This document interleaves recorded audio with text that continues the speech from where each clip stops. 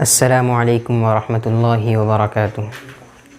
الحمد للہ الذی وحدہ الذی نصر عبدہ والصلاة والسلام علی من لا نبی بعدہ، اما بعد فاعوذ باللہ من الشیطان الرجیم، بسم اللہ الرحمن الرحیم۔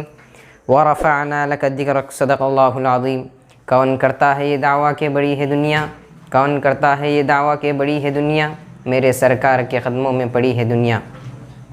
محترم سامعین، آج میں آپ حضرات کے سامنے ایک ایسی بابرکت ذات کا تذکرہ کرنا چاہتا ہوں کہ جن کے طفیل یہ دنیا سجائی گئی، کائنات سنواری گئی، جن کے صدقے سارے عالم کو بنایا گیا۔ وہ اگر نہ ہوتے تو نہ یہ زمین ہوتی، نہ آسمان ہوتا، اور نہ یہ چاند ہوتا، نہ یہ سورج۔ الغرض محمد نہ ہوتے تو کچھ بھی نہ ہوتا۔ برادران اسلام، ہمارے آقا حضرت محمد رسول اللہ صلی اللہ علیہ وسلم ہمارے رسول ہیں، سارے انبیاء کے امام ہیں۔ ہمارے رسول کا مرتبہ سب سے بڑا ہے۔ ہمارا ایمان ہے کہ خالق کائنات کے بعد محمد الرسول اللہ کا رتبہ نہ کوئی ہے اور نہ ہی صبح قیامت تک ہو سکتا ہے۔ ایسے معظم نبی اور شہنشاہ دو جہاں کی ہم کیا عظمت بیان کر سکتے ہیں۔ علامہ سعدی نے فرمایا، یا صاحب الجمال و یا سید البشر من وجهك المنیر لقد نور القمر لا يمكن الثناء كما كان حقه بعد از خدا بزرگ۔ تو این قصہ مختصر عارف باللہ حضرت مولانا شاہ جمال الرحمن صاحب نے بھی فرمایا، قلم میرا قاصر، زبان میری عاجز، محمد کی عظمت بتاؤں میں کیسے، ہے محبوب رب وہ، امام الرسول وہ، فضائل مکمل سناؤں میں کیسے۔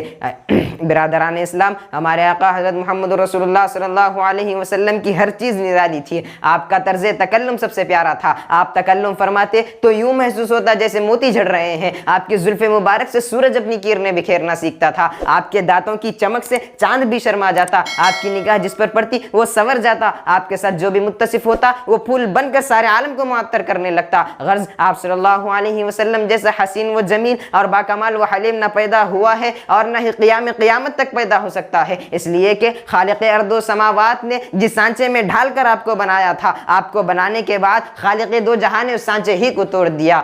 نہ پیدا ہوا ہے کوئی مثل ان کا، نہ ہوگا کوئی تا قیام قیامت، بھلا پھر بتائے کوئی مجھ سے اتنا، مثال محمد دکھاؤں میں کیسے۔ اے عاشقان رسول، کیا تم نے میرے رسول سے عشق کیا؟ ارے ہم کیا عشق کریں کہ خالق کائنات رب ذوالجلال خود آمینہ کے لال سے عشق فرماتا ہے۔ ارے جس کا عاشق خدا ہو اس معشوق کی مثال نہیں، ایسا عشق جسے زوال نہیں، اتنا عشق جس کی نظیر نہیں۔ کہ معراج کے موقع پر میرے آقا نے اللہ سے سوال کیا، اے پیارے اللہ، تو نے ابراہیم کو خلیل بنایا، موسیٰ کو کلیم بنایا، داؤد کو اپنا خلیفہ بنایا اور سلیمان کے لیے ہواؤں کو مسخر کر دیا۔ اے میرے پیارے اللہ، تو نے میرے لیے کیا کیا؟ اے عاشقان مصطفیٰ، ذرا دیکھو شان مصطفیٰ، کیا سوال ہے سوال مصطفیٰ۔ تو اللہ نے بھی اتنا اعلیٰ جواب دیا، جعلتک فاتحا و خاتما رفعت لک ذکرک ووضعت عنک وزرک۔ اے میرے محبوب، ہم نے آپ کو مفتو نہیں بلکہ فاتح بنایا ہے، نبی ہی نہیں بلکہ خاتم النبیین بنایا ہے، اور آپ کے ذکر کو بلند کر دیا ہے اور آپ کے ہر بوجھ کو اٹھا دیا ہے۔ اسی پر بس نہیں، اے میرے محبوب، ہم نے آپ کو وہ دیا جو کسی کو نہیں دیا، وہ یہ ہے کہ جہاں جہاں میرا نام لیا جائے گا اے میرے مصطفیٰ، وہاں وہاں آپ کا بھی نام لیا جائے گا۔ جب بھی لا الہ الا اللہ کہا جائے گا، محمد الرسول اللہ بھی ضرور کہا جائے گا۔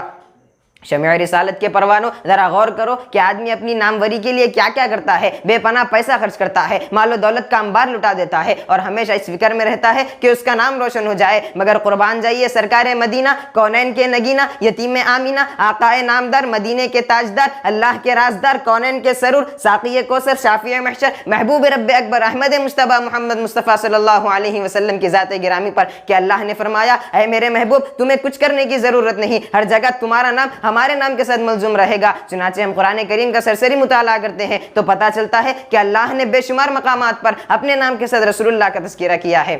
چنانچہ قرآن کہتا ہے، آمنوا باللہ ورسولہ، اللہ پر ایمان لاؤ تو وہیں پر مصطفیٰ پر بھی ایمان لاؤ۔ ان الذین یکفرون باللہ ورسولہ، مصطفیٰ کا انکار کرنا اللہ کا انکار کرنا ہے۔ من کان عدوا للہ ورسولہ، مصطفیٰ کی جو مصطفیٰ کا دشمن ہے وہ اللہ کا دشمن ہے۔ فاذنوا بحرب من اللہ ورسولہ، رسول اللہ سے جنگ کرنا اللہ سے جنگ کرنا ہے۔ اطیعوا اللہ والرسول، مصطفیٰ کی اطاعت کرنا اللہ کی اطاعت کرنا ہے۔ من یعص اللہ ورسولہ، مصطفیٰ کی نافرمانی کرنا اللہ کی نافرمانی کرنا ہے۔ من یطیع الرسول فقد اطاع اللہ، مصطفیٰ کی اطاعت کرنا اللہ کی اطاعت کرنا ہے۔ ومن یخرج من بیتہ مہاجرا الی اللہ ورسولہ، رسول اللہ کے راستے کی ہجرت اللہ کے راستے کی ہجرت ہے۔ ان الذین یؤذون اللہ ورسولہ، رسول اللہ کو تکلیف دینا اللہ کو تکلیف دینا ہے۔ قل ان کنتم تحبون اللہ فاتبعونی یحببکم اللہ ویغفر لکم ذنوبکم، اگر تم اللہ کی محبت چاہتے ہو تو رسول اللہ کی اطاعت ضروری ہے۔ تو غرض کلمے میں، نماز میں، اذان میں، دین کے ہر شعبے میں اللہ اللہ کے نام کے ساتھ رسول اللہ کا نام ضروری ہے۔ تو پتہ چلا کہ جب تک خدا کی خدائی رہے گی اس وقت تک مصطفیٰ کی مصطفیٰ رہے گی، جب تک لا الہ الا اللہ کی تذکیر سے عالم کو منور کیا جاتا رہے گا اس وقت تک محمد رسول اللہ کی بھی گون سے عالم کو معطر کیا جاتا رہے گا۔ محترم سامعین، میرے آقا کی برکت بھی عجیب ہے کہ آپ نے جس جگہ پر بھی قدم رکھے وہاں پر ایسے گل کھلے کہ جس کی مہک آج تک جاری ہے اور صبح قیامت تک جاری رہے گی۔ آپ نے ابو بکر پر نظر ڈالی تو محبوب خدا اور صدیق بنا دیا، عمر ابن خطاب پر نگاہ ڈالی تو پتھر دل کو موم، شیر اسلام، پاسبان دین، فاروق اعظم بنا دیا۔ حضرت مولانا عاقل حسامی رحمہ اللہ نے کئی خوب کہا، ہر ادا معجزہ، ہر صدا معجزہ ہے، سراپا رسول خدا معجزہ، ابن خطاب فاروق اعظم بنے، ایک نگاہ کرم کا یہ تھا معجزہ۔ آپ نے عثمان غنی پر نگاہ ڈالی تو باحیات ذوالنورین بنا دیا، علی مرتضیٰ پر نگاہ شفقت ڈالی تو شیر خدا بنا دیا، صحابہ پر محبت بھری نظر ڈالی تو رضی اللہ عنہم ورضوا عنہ بنا دیا، سورج کی طرف اشارہ کیا، پلٹ آنے پر مجبور ہو گیا۔ حضرت قاری صدیق صاحب باندوی نے کہی خوب کہا، پلٹ آتا ہے سورج حکم رسالت سے، شہ کون و مکان جب ہاتھ کی انگلی ہلاتے ہیں، انگلی چاند کی طرف انگلی اٹھائی، چاند ٹکڑے ٹکڑے ہو گیا، انگلی سے اشارہ چاند کی جانب سارے انسان کرتے ہیں، انگلی سے چاند کے ٹکڑے کرنا سب کے بس کی بات نہیں۔ آپ مکہ میں پیدا ہوئے، اسے مکرمہ بنا دیا، مدینے کی زمین پر قدم رکھا، اسے منورہ اور اسلام کا قلعہ بنا دیا۔ خالد زاہد نے اس بات کی کیا ہی خوب ترجمانی کی ہے، سلطانوں کے سلطان ہے موجود وہاں پر، اس واسطے وہ مثل نگینہ ہی رہے گا، یہ فخر زمانے میں فقط اس کو ملا ہے کہ اسلام کا قلعہ تو مدینہ ہی رہے گا۔